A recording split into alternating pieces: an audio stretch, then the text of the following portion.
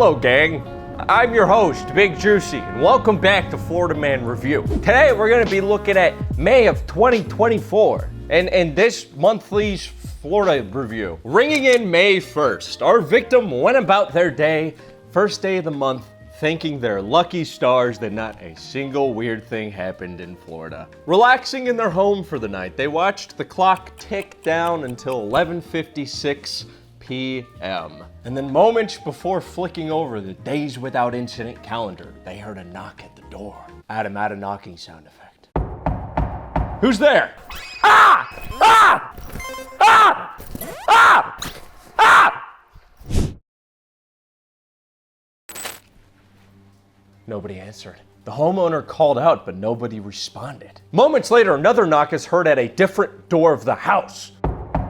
Who is there? No response. I can't imagine the fear running through that Florida resident in this very moment. So they did the logical thing. They dialed 911. While explaining to the operator on the phone that they were in danger, they heard it.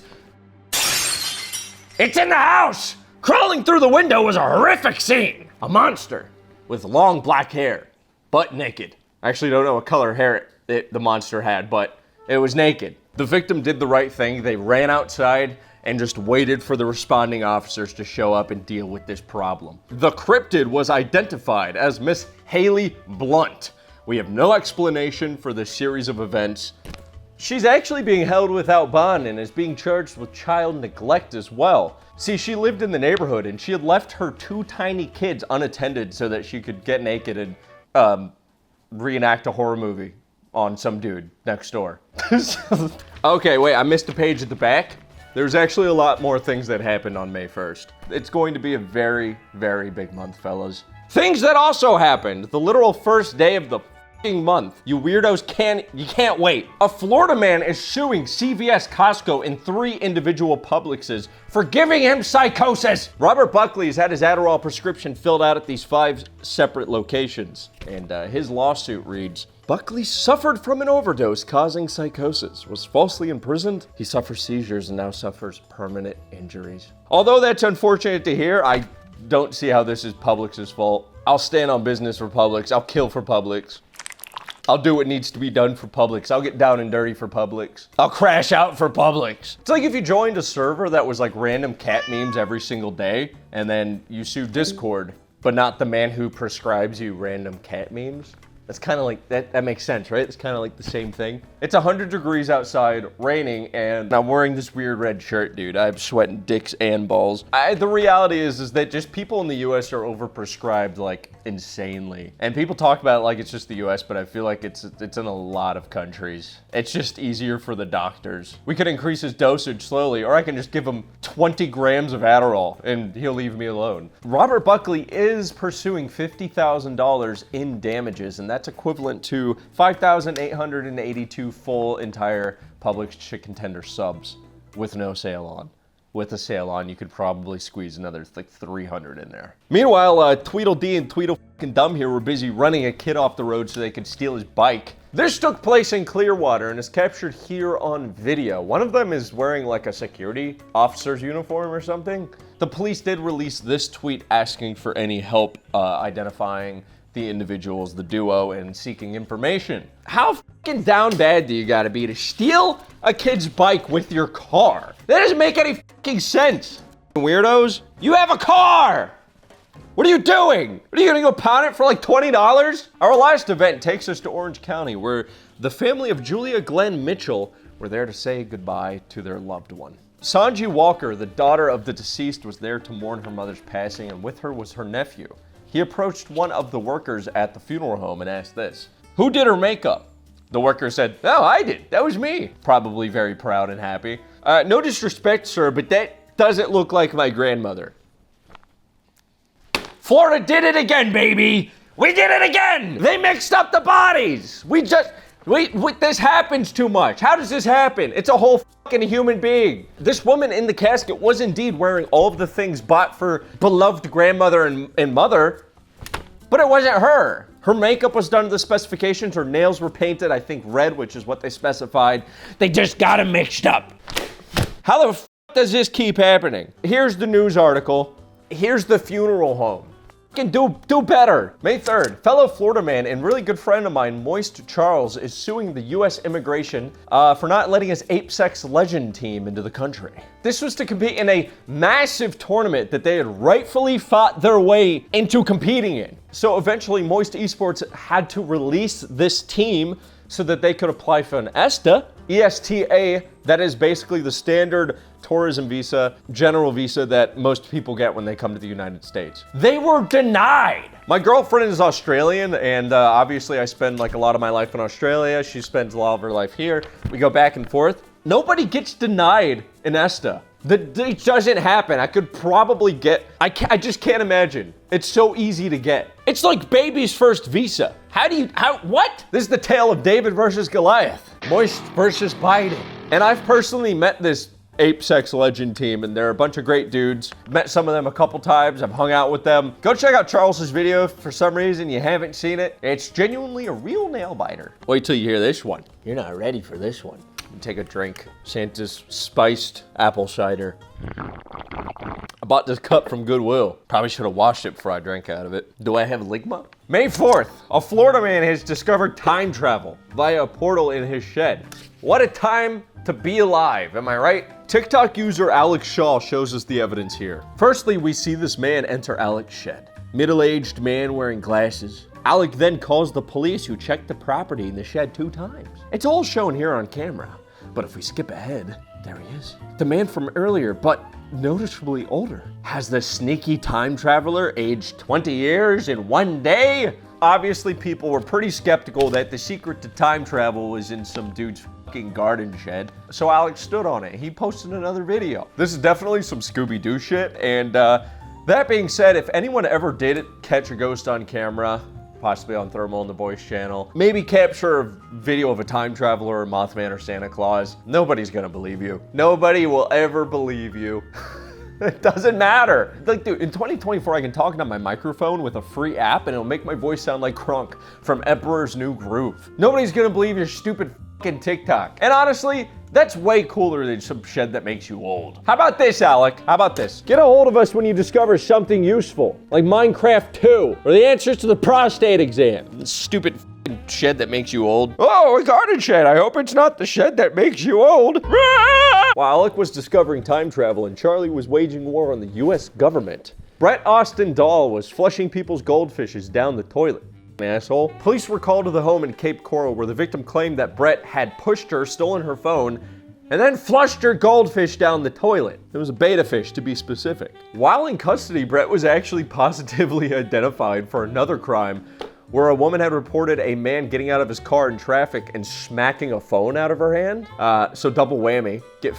You flushed the fucking goldfish? Throw away the fucking key. Throw it away! You're sick. You're sick. You're sick in the head, Brett. This little freak allegedly pulled a machete out of his truck and threatened a few guys playing late-night pickleball. And the details of the case. What the is pickleball? Why am I hearing about it? It's all the rave right now. It's got a dog shit name, and it looks like tennis. I don't like it. I don't like it at all. And although he was a maintenance worker at this specific court in this community, officer said that Joseph DeVale smelled strongly of alcohol at the time of the incident. DeVale said that he felt threatened by the men playing pickleball, which is why he grabbed his machete. Pickleball. Shark bait. Hoo ha ha. What if I told you we're still on May 4th? Oh, a man is being charged with 2 counts of attempted murder and a couple of other things after stealing a tractor and driving it into the College of the Florida Keys. Ethan Robert Lane, 22, a maintenance worker at a nearby golf course, was struck by whatever solar flare beam of light also struck Marvin Hamir. I'm honestly convinced at this point there's like a 1 in 10 million chance, right? The universe rules for it like every hour that any given male will be overcome by the male urge to drive heavy machinery into infrastructure and people. It has to be a real thing. It's genetic. Lane stole the heavy equipment from the golf course and beelined it for the college with obviously the intent of doing damage, but also killing people. While causing various damage at the college, Lynn actually made it out to the parking lot and beelined it for a car, and inside was a father and his 4-year-old daughter. Now they escaped just before Lynn was able to get to them. He had already started destroying their vehicle, but they made it out safe. Dude just basically went around being a menace, lowering the bucket of this thing onto vehicles and destroying shit. Shots were fired at Lynn when he decided, I think it's time to beeline for the police now. He started lowering his bucket up and down and trying to destroy police officer vehicles when they opened fire. No injuries were reported, but Lynn is facing a slew of charges, a lot of charges. This did happen exactly 1 month before the 20-year anniversary of the Killdozer, so maybe he just got his dates mixed up. I don't know. Oh, wow. May 4th couldn't possibly get any worse, could it? It couldn't be any worse. That has to be it for May 4th. This Neanderthal got head from a Holmes County police officer. And basically, you're fucking stupid. This event took place in Ponce de Leon, Florida at the Soul Music Festival 2024, where James Anderson was working at as a volunteer. And allegedly, he just went off the rails. Started tweaking, 100% on God, tweaking. And he literally cartoon chomped a bite out of an officer's head. It took multiple officers to get this caveman under control, and the pictures were posted of the head in question. It's fucking graphic. James Anderson was found to be sober at the time of this event, though. You know my ass is lying. Dude was lit as fuck. PCP, LSD, ketamine, mushrooms, and ecstasy were found in his system at the time of the attack. Drugs are bad, and please, guys, do not steal pieces of people. It's not cool. It's not cool at all. This event begins in Santa Rosa, Florida, where 54-year-old Sean Andrew Hollenbeck decided, I think I'm gonna hold somebody at gunpoint today. Allegedly. When Mr. Hollenbeck's daughter came back in an Uber that day, he allegedly came out with an AR-15, held the Uber driver at gunpoint, got him out of the vehicle on the ground, and forced him to produce his driver's license. And I don't know how up-to-date savvy you are, but that's kidnapping, fellas. How bad of a morning do you have to decide, yeah, I'm gonna kidnap the next guy I see at gunpoint? Like what? I'm trying to think of what would set me up like that. I think suddenly waking up in the UK would get me there. I think that would be enough. Police did return to the property to get a report from the daughter, who said, yeah, dad was acting crazy. He was yelling and waving his gun around. So Hollenbeck was arrested, but has since then been released. So keep this guy in mind, because we're gonna get back to him. Okay, it's not the last you've heard of Mr. Hollenbeck. May 6th takes us to Miami, to a card shop known as Pro Play Games. 33-year-old Jacil Manforel, I hope I got that right, allegedly walks in and says, hey, walks in the card shop, show me your top shelf stuff. I want to see the binder on the roof, baby. What do you got hidden in the vault? Let me see that binder full of Charizards you got behind the counter. I just want to look at it. So sure thing, the card people hand him the binder, and he fumbles through the cards momentarily before taking off, laughing. Cartoon dust cloud, clutching in his armpit, 3,000 cards valued at $40,000 to $50,000. Bystanders and card keepers teamed up instantly and sprung into action. Upon approaching the man who stole the cards, he pulled a pair of pliers out of his pocket. Acaron! Stabby, stabby! He said, I'll stab you in Spanish. I think that was right. The situation was hopeless. He had a pair of pliers.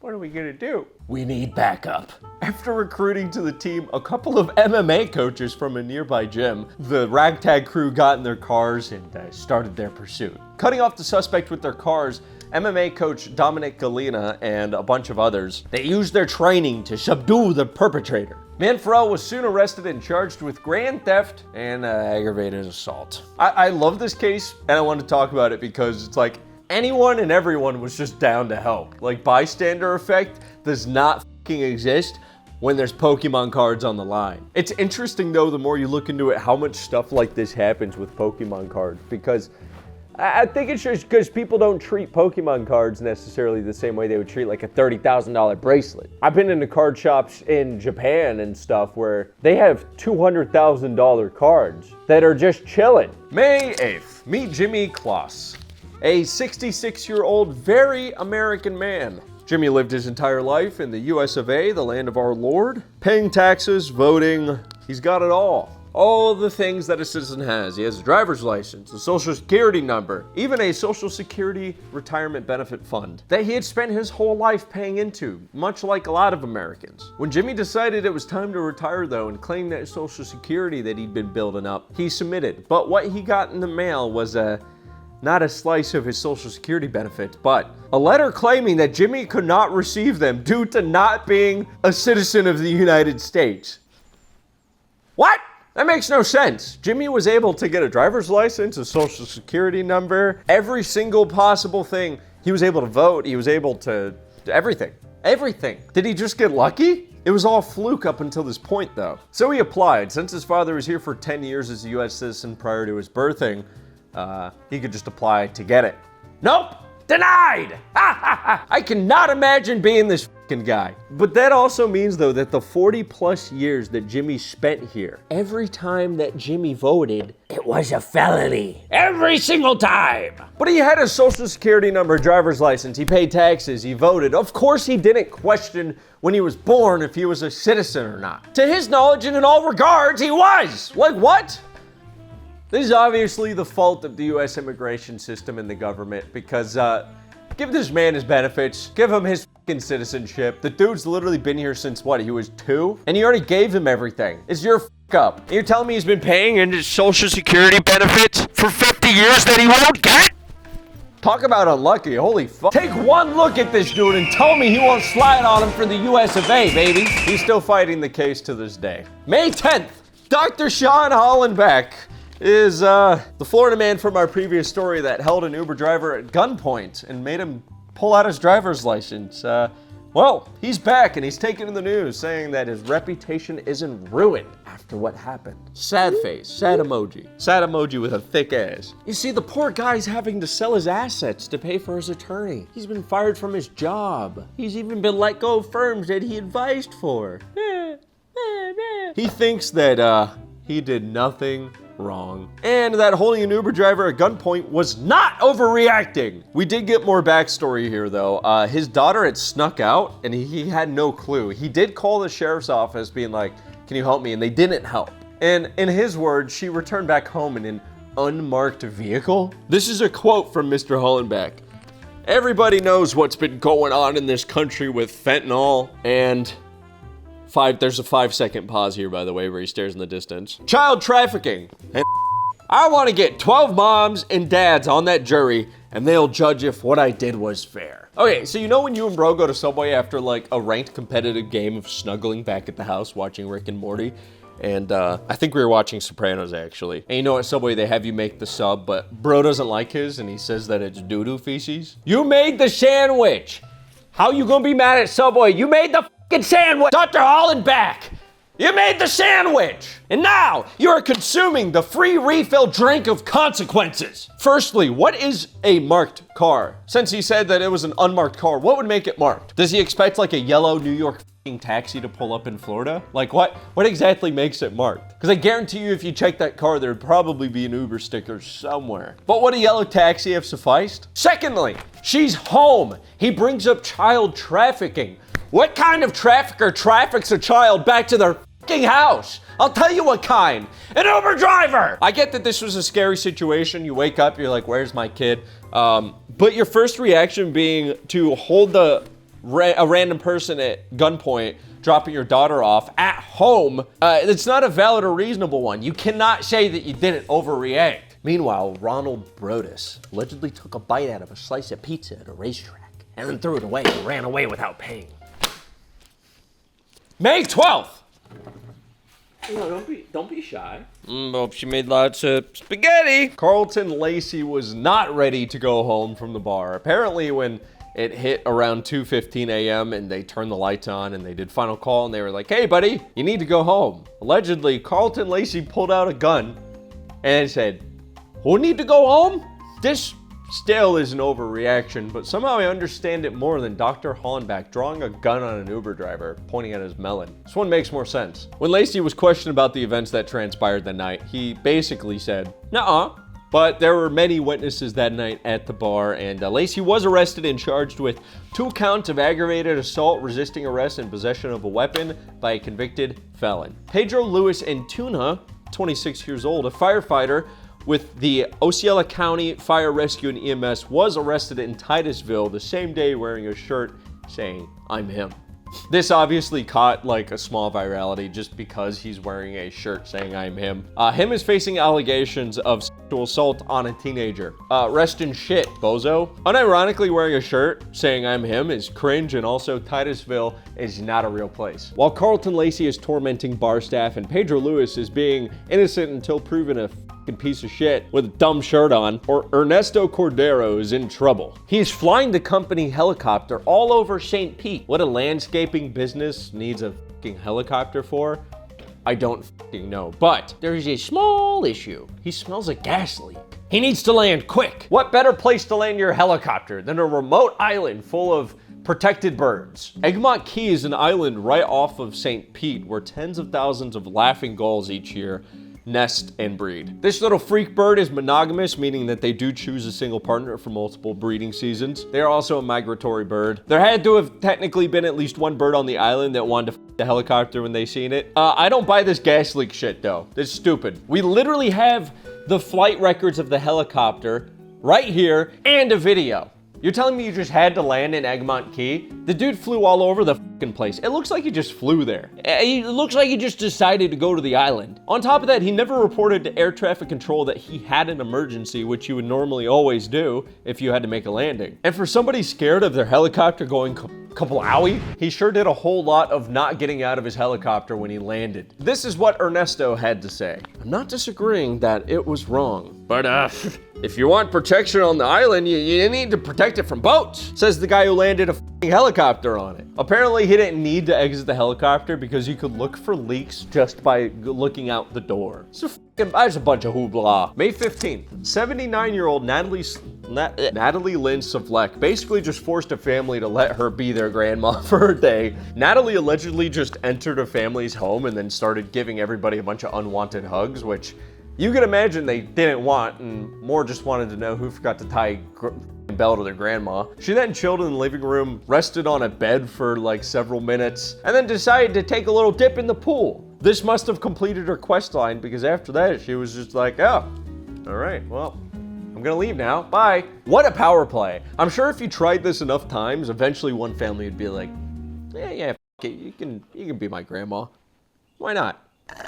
The best part about this is that she wasn't even charged for breaking and entering. She was so kind and like non-problematic that she was simply just charged with trespassing of an occupied resident. Like, she was completely non-obstructive. She just was someone's grandma for a little bit. Natalie said it best here in her TikTok that we found. Believe in yourself and shoot for the stars. Shoot for the life you want. Shoot for the life you want. You don't have a family? Go get a family. Fake it till you make it. Walk into every single house that you see like you belong there. And then eventually somebody will take you in. If you're cold, she's cold. Let Natalie inside. May 18th, Daniel Sayers had a big fucking night. Dude got so fucked up that he stole a school bus in Hillsborough County and then drove it to Miami. Then I guess when the drugs and alcohol wore off, he was like, yo, whose fucking school bus is this? Adam, can you put me in a school bus? So then he just started driving it back to where he stole it from, and that's when the state troopers actually got him.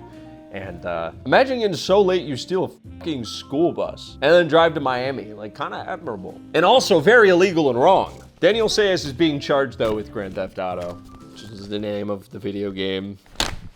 May 19th, the last thing you'd expect while attending the 10 a.m. service at church is to get nibbled on by a priest. Well, that actually canonically kind of tracks. But it was 10 a.m. at St. Thomas Aquinas Church in St. Cloud when a woman went to get her communion wafer, the little thing that you eat.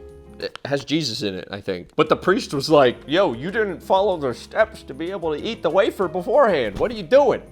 She said that she did. He then allegedly tried to shove the wafer in her mouth, the cookie. And when she went to grab another one, he grabbed her arm and bit it. It's gonna match his freak. This freaky priest tells a different story though. He says that the woman tried to ram him before he grabbed her arm and bit her. Rodriguez, the priest, that's the only name we can get, told the police he was trying to protect the sanctity of the communion and that she attacked him first and she wouldn't let go of the communion tray. Biting people just feels like a cartoon crime. I don't know how to explain that or expand on it, but somebody's got to know what I mean. Rodriguez isn't facing charges, but the bitee does plan on prosecuting. May 22nd, this stupid f***ing lizard got arrested after harassing a 104-year-old Florida grandmother. Here's the footage. Hey, buddy.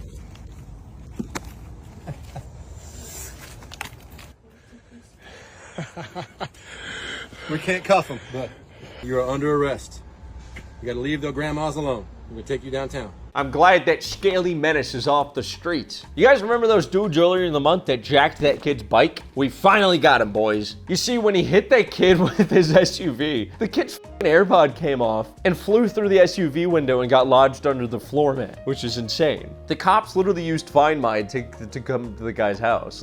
And when they got there, they found concealed behind the house a damaged gray SUV matching the one from the video that obviously ran the kid off the road. Bradford Swing, 49 of Jensen Beach, was arrested, and the sheriff's office posted this on their Facebook. Schwing told the investigators that he served prison time on drug charges in the past and fled the scene, leaving the injured teenager on the side of the road because he began to panic. Absolutely fucking cap. You chased that kid off the fucking road and jumped him for his bike. You jacked his shit. What the fuck you mean? You have a car. For why? It's like jumping a fucking homeless dude for his whacked out pair of Brooks while you're wearing a set of Chicago Reds. It doesn't make any sense. Swing was taken into custody and charged with leaving the scene of a crash with great bodily injury. The teenager is being treated for his injuries and is expected to make a full recovery, baby. May 23rd takes us to Palm Bay, Florida, and I spent my entire childhood here, most of my young adult life. Palm Bay was here and I lived here about 15 minutes away. A lot of my family lived in Palm Bay. I'm not going to specifically explain what kind of city Palm Bay was, but this story should give you a bit of an idea. Michael Bruyetti is running for Palm Bay City Council. But Michael Bruyetti is also a murderer who pleaded guilty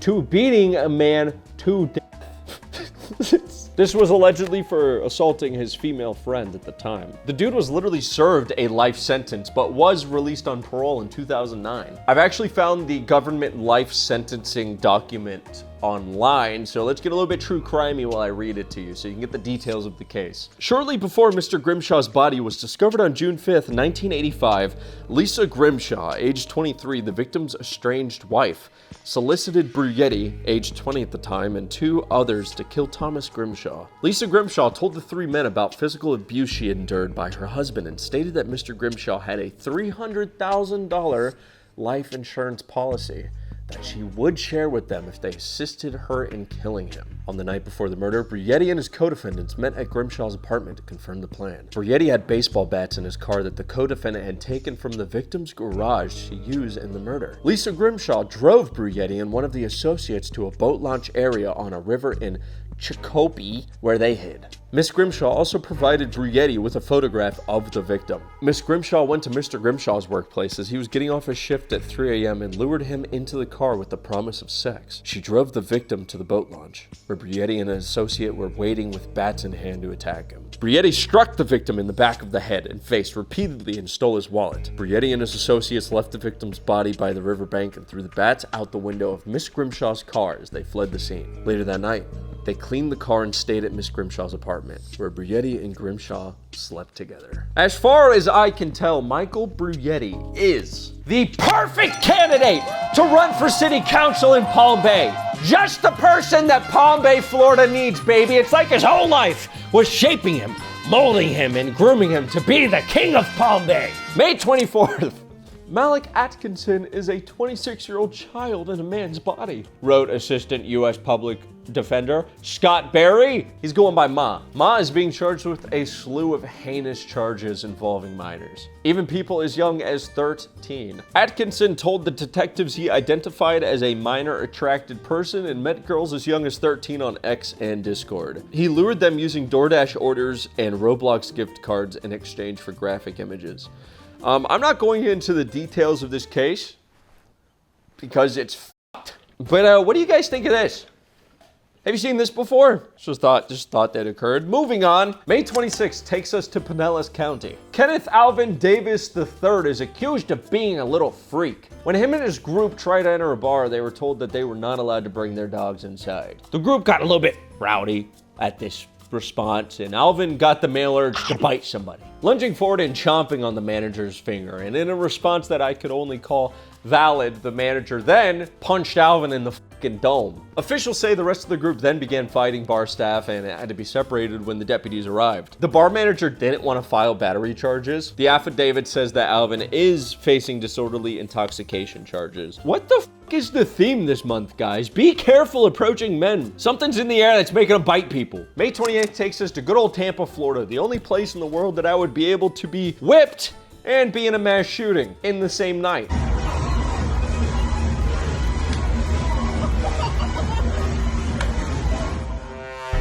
The Jacksonville Sheriff's Office says that a teacher was dropping off grub at a local homeless shelter. Could go wrong when a 32-year-old woman approached her and said, "Take her with ya. Give me $20 and you can have her." This is obviously not good. The price of a human has plummeted from when we covered a woman in March selling her daughter for $500 at a CVS, all the way down to $20. What is going on? 2-month period. The woman was arrested on child abuse charges and selling and surrendering a minor for money or property, and the child is being taken care of. Thank fucking God. All jokes aside. And finally, May 29th. Our final story of the day takes us to a Plant City Publix, where a man walked around for a bit before grabbing some lighter fluid and matches. Going to the bathroom with these items, he then later emerged doused in fluid. You can probably guess what happens next, but it rhymes with game on. The manager was able to grab a fire extinguisher and put him out, but he is being treated for life-threatening injuries. Everyone was able to get out of the store safely, but we don't have any more details on what happened here or why it happened. His girlfriend stated that he was Baker-acted before and has suffered severe depression for most of his life. Hopefully he makes a recovery, but why Publix though? Honorable mention that we missed last month. April 28th, this man named Kanye allegedly committed fried chicken-related crimes. Well, that's going to do it for May of 2024, ladies and gentlemen. This Goodwill Cup is very suspect. I hope you enjoyed the video. Please let me know what you think of these cases down below. Also, what your favorite case might be. And I will see you next month for more Florida Man Review. I've been your host, Big Juicy, and thanks for watching.